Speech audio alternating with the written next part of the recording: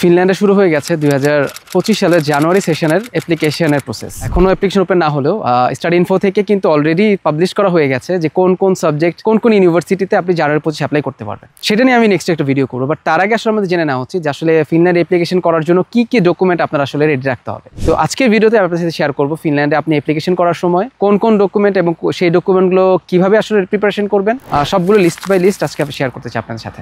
তো চলুন ভিডিও শুরু করা যায়।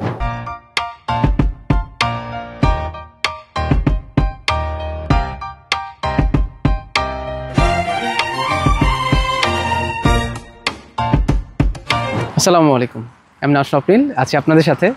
জানুয়ারি সেশন 2025 ফিনল্যান্ডে সবার কাঙ্ক্ষিত সেশন অলরেডি আসলে পাবলিশ হয়ে গেছে studyinfo.fi-তে। তো সেখানে আসলে কোন কোন সাবজেক্টে অ্যাপ্লাই করতে পারবেন, কোন কোন ইউনিভার্সিটিতে কোন কোন আসলে সাবজেক্ট অ্যাভেলেবেল থাকবে, তার সম্পূর্ণ ভিডিও থাকবে নেক্সট ভিডিওতে। আমি সেখানে স্টাডি ইনফো থেকে কীভাবে আপনারা সাবজেক্টগুলো চেক করবেন সব কিছু আসলে সেখান থেকে আপনার সাথে শেয়ার করবো। কিন্তু আজকে আমি আপনার সাথে শেয়ার করতে চাই যে আসলে অ্যাপ্লাই করার আগে আপনাদের কি কি বিষয় খেয়াল রাখা উচিত, কোন কোন ডকুমেন্ট রেডি রাখবেন এবং সেইগুলো আসলে কী ধরনের ডকুমেন্ট হয় সব কিছু আজকের ভিডিওতে আমি শেয়ার করবো। তো অ্যাপ্লাই করার জন্য প্রথমে যেটা লাগবে সেটা হচ্ছে একটা ভ্যালিড পাসপোর্ট লাগবে আপনার। আমরা জানি যে উচ্চশিক্ষার জন্য আসলে যাওয়ার জন্য পাসপোর্টটা খুবই ম্যান্ডেটরি। তো সেই ক্ষেত্রে যাদের পাসপোর্ট রেডি আছে তাদের তো রেডি আছে, বাট যারা পাসপোর্ট করেনি খুব দ্রুত পাসপোর্ট করে ফেলেন, কারণ এখন খুব বেশি সময় হাতে নেই অ্যাপ্লিকেশন করার জন্য।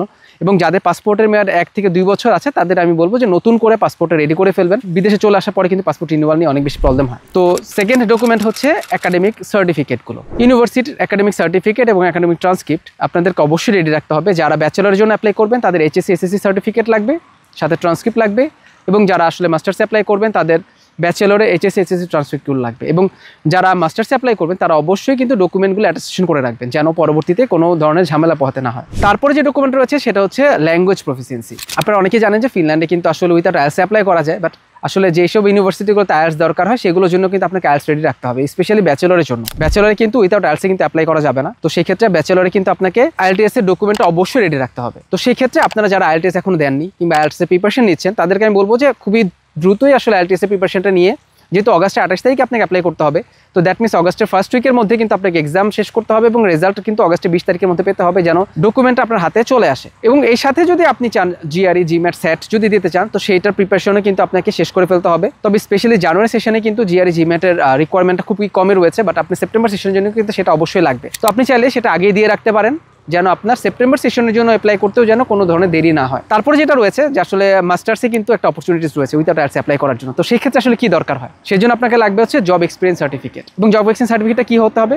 আপনি ব্যাচেলর শেষ হওয়ার পর থেকে 2 বছর আপনাকে যে কোনো ফুল টাইম জব এবং স্পেশালি কিন্তু সাবজেক্ট রিলেটেড জবের কথা ওরা বলা হয়েছে। যেমন আপনি যদি কোনো ম্যানেজমেন্ট সাবজেক্টে অ্যাপ্লাই করেন সেক্ষেত্রে আপনাকে ম্যানেজমেন্টের কোনো জবে 2 বছর ফুল টাইম কাজ করতে হবে, সেই সার্টিফিকেট আপনাকে শো করতে হবে। এবং অনেকের প্রশ্ন থাকে যে আসলে সার্টিফিকেটটা কীরকম হবে এবং কি কি ইনক্লুডেড থাকবে। সার্টিফিকেটের মধ্যে আপনি কবে জয়েন করেছেন এবং সেখানে কতদিন কাজ করেছেন, যদি স্টিল কন্টিনিউ করেন তো সেক্ষেত্রে সেটাকে এমপ্লয়মেন্ট সার্টিফিকেটও বলতে পারেন। এবং সেখানে আপনি কোন পদে চাকরি করছেন সেটা মেনশন থাকতে হবে। এই কয়েকটা জিনিস বেসিক, যেটা একদম বিভিন্ন কোম্পানি চেঞ্জ হয়, এরকম কোনো ফিক্সড কোনো ফরম্যাট নেই যেটা দিয়ে আসলে ফলো করে সবাইকে করতে হবে। তারপর যে পার্টটা রয়েছে সেটা হচ্ছে ন্যাশনাল আইডেন্টিফিকেশন, NID। কারণ অনেক ইউনিভার্সিটি কিন্তু NID চেয়ে থাকে। তো সেই ক্ষেত্রে যাদের আসলে NID-তে কোনো প্রবলেম রয়েছে সেটা আমি বলবো অবশ্যই ঠিক করে ফেলবেন, সংশোধন করে ফেলবেন যেন অ্যাপ্লিকেশনের সময় NID নিয়ে কোনো ধরনের প্রবলেম আপনাকে ফেস করতে না হয়। তারপরে যে ডকুমেন্ট রয়েছে সেটা হচ্ছে একটা ইউরোপাস CV।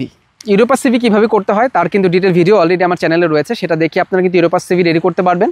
স্পেশালি মাস্টার্সে যারা অ্যাপ্লাই করবেন, যারা আসলে ফুল ফান্ড স্কলারশিপ চান কিংবা স্কলারশিপ চান তাদের জন্য কিন্তু ইউরোপাস CVটা খুবই ইম্পর্টেন্ট। কারণ আপনি একটা সিভির মধ্যে যত ইনফরমেশন আপনি শেয়ার করতে পারবেন অন্য কোথাও কিন্তু আপনার সেই ইনফরমেশনগুলো এত সুন্দর করে প্রেজেন্ট করতে পারবেন না। তো সেক্ষেত্রে আমি বলবো আপনার সিভিতে যত আপনার এক্সপিরিয়েন্স রয়েছে, আপনার অ্যাওয়ার্ড রয়েছে, যা কিছু আছে সব কিছু কিন্তু আপনাকে শো করা উচিত। তারপরে যে 2টা ইম্পর্টেন্ট ডকুমেন্ট রয়েছে সেই 2টা ইম্পর্টেন্ট ডকুমেন্টের উপরে কিন্তু আপনি স্কলারশিপ অনেক বেশি ডিপেন্ড করবে। ফার্স্ট অফ অল হচ্ছে সেটা হচ্ছে স্টেটমেন্ট অফ পারপাস বলেন কিংবা মোটিভেশন লেটার বলেন, যেটার উপর বেস করে কিন্তু ইউনিভার্সিটি বলেন, আপনার টিচারদের বলেন, সব কিছু কিন্তু আপনার এই ডকুমেন্টের উপর বেস করে তারা আপনাকে স্কলারশিপ দিবে কিনা, আপনি স্কলারশিপের জন্য এলিজিবল কিনা সেটা কিন্তু তারা আসলে ডিসাইড করে। তো সেই জন্য আপনারা এই ডকুমেন্টটাকে খুবই সুন্দরভাবে আসলে প্রেজেন্ট করা ট্রাই করবেন। এটার জন্য আসলে 3টা টিপস রয়েছে, আমি 3টা টিপস দিতে চাই যে 3টা টিপস আসলে ফলো করা উচিত। অনেকে আসলে আমরা এই SOP-তে কিংবা মোটিভেশন লেটারে আমাদের প্রিভিয়াস পাস্ট ইনফরমেশনগুলো বেশি শো করা ট্রাই করি, কিন্তু সেগুলো কিন্তু আপনি অলরেডি CV-তে দিয়েছেন যে আপনি পাস্ট কি অর্জন করেছেন। কিন্তু এই মোটিভেশনাল লেটার কিংবা এই স্টেটমেন্ট অফ পারপাসে কিন্তু আপনাকে ফিউচারের কথাটা আসলে বেশি মেনশন করা উচিত, যে আপনার পাস্ট কি আছে সেটা কিন্তু CV-তে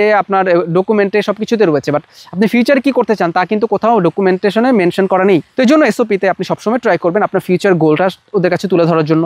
এবং সেই সাথে কানেক্ট করা ট্রাই করবেন যে ইউনিভার্সিটি যে সাবজেক্ট আপনি অ্যাপ্লাই করছেন সেই সাবজেক্টে সেই ইউনিভার্সিটি কতটুকু আসলে ভূমিকা রয়েছে আপনার ফিউচার গোলটাকে আপনাকে অ্যাচিভ করার জন্য। তো সেই ক্ষেত্রে আপনি ইউনিভার্সিটি বিভিন্ন টিচারের কথা উল্লেখ করতে পারেন, ইউনিভার্সিটির কোনো অ্যাচিভমেন্ট থাকলে সেটার সাথে আপনার গোলটাকে কানেক্ট করতে পারেন। তো এইভাবে আপনি আপনার এসওপিটাকে সুন্দরভাবে তৈরি করতে পারেন। তারপরে যে লাস্ট ডকুমেন্টটা রয়েছে সেটা হচ্ছে লেটার অফ রিকমেন্ডেশন। এটা সব ইউনিভার্সিটিতে কিন্তু আসলে রিকোয়ারমেন্ট থাকে না, কিন্তু গত বছর অনেক ইউনিভার্সিটিতে লেটার অফ রিকমেন্ডেশন কিন্তু তারা চেয়েছে।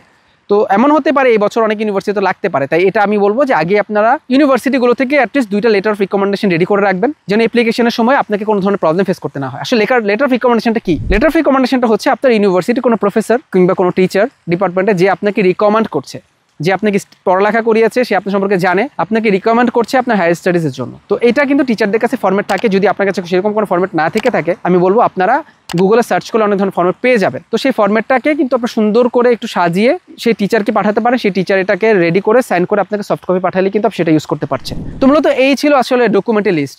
ফিনল্যান্ড অ্যাপ্লাই করার জন্য মূলত এই ডকুমেন্টগুলোই আপনার জানুয়ারি 2025 সেশনে লাগবে। তবে একটা জিনিস বলে রাখি, যদি আপনি এই ডকুমেন্ট সেটটা ফুল রেডি করে রাখতে পারেন, সেটা কিন্তু আপনি সেপ্টেম্বর 2025 সেশনে কিন্তু অ্যাপ্লাই করতে পারবেন। আপনারা তো অনেকেই জানেন না, জানুয়ারি সেশনের 1-2 মাস পর থেকে কিন্তু সেপ্টেম্বর সেশনের অ্যাপ্লিকেশন ওপেন হয়ে যায়। তো সেক্ষেত্রে খুব বেশি সময় হাতে থাকবে না। তো যারা আসলে ফিনল্যান্ডের জন্য অ্যাপ্লিকেশন করতে যাচ্ছেন, তারা চাইলে কিন্তু আমাদের কনসালটেন্সিটা নিতে পারেন। আমি কিন্তু ফিনল্যান্ডের রেজিস্টার্ড কনসালটেন্ট। আমরা কিন্তু ভিসা প্রসেস করে থাকি, A to Z visa process করে থাকি। তো সেটা যদি জানতে চান তাহলে অবশ্যই কিন্তু আমার ডিসক্রিপশনে আমার ডিটেল দেওয়া আছে, সেই ডিটেল আমার সাথে যোগাযোগ করতে পারেন। আমার সাথে আপনারা একটা অনকল সেশনে যেতে পারেন, 30 মিনিটসের অনকল সেশন। অনেকেই আসলে এই অনকল সেশনটা অ্যাটেন্ড করে, আসলে তাদের ফিনল্যান্ডে কি আসলে তাদের কতটুকু সম্ভাবনা রয়েছে, কিংবা ফিনল্যান্ডের প্রসপেক্টটা কি, ফিনল্যান্ডের প্রেজেন্ট কন্ডিশন কি, সব কিছু জানার জন্য আসলে ছোটো একটা কনভারসেশন কিন্তু আপনার লাইফের ডিসিশন অনেক বড় ভূমিকা রাখতে পারে। তো আর যারা আমার চ্যানেল নতুন আছেন তারা অবশ্যই সাবস্ক্রাইব করবেন, আমার চ্যানেলে বেল আইকন ক্লিক করে নোটিফিকেশনটা অন করে রাখবেন। কেন আমি কিন্তু এখন রেগুলার বেসিসে নতুন নতুন ভিডিও থাকবে ফিনল্যান্ড নিয়ে, হায়ার স্টাডিজ নিয়ে, এবং আপনাদের রিকোয়েস্টে কিন্তু আমি অন্যান্য কান্ট্রিগুলো নিয়ে ভিডিও রেডি করছি। যদিও আমি অন্যান্য কান্ট্রি ভিসা প্রসেসিং করি না, বাট আমি ফিনল্যান্ডে শুধু ভিসা প্রসেসিং করি। বাট তারপর আপনাদের রিকোয়ারমেন্ট পারপাসে কিন্তু আমি অন্যান্য কান্ট্রির ভিডিওগুলো করে থাকি। সেক্ষেত্রে আপনারা চাইলে আমার ফেসবুক গ্রুপে জয়েন করতে পারেন, যেটা কিন্তু এখন ফিনল্যান্ডের সবচেয়ে বড় study group, study in Finland Bangladeshi community group. সেখানে আপনারা চাইলে জয়েন করতে পারেন। আমার ফেসবুক পেজ রয়েছে, সেই পেজে আপনারা চাইলে কানেক্ট থাকতে পারেন। সেখানে আমি প্রতিনিয়ত নতুন নতুন আপডেট দিচ্ছি। তো আজকে ভিডিওটা এই পর্যন্তই। সবাই ভালো থাকবেন, সবার জন্য শুভকামনা রইল। নেক্সট ভিডিওর জন্য ওয়েট করেন, সেখানে আমি সবগুলো সাবজেক্ট, সবগুলো ইউনিভার্সিটি এবং সব রিকোয়ারমেন্ট আপনাদের সাথে আলোচনা করবো 2025 সালে কোন কোন সাবজেক্ট কোন কোন ইউনিভার্সিটি আপনি অ্যাপ্লাই করতে পারবেন। তো আজকে এই পর্যন্তই। আল্লাহ হাফেজ, আসসালামু আলাইকুম।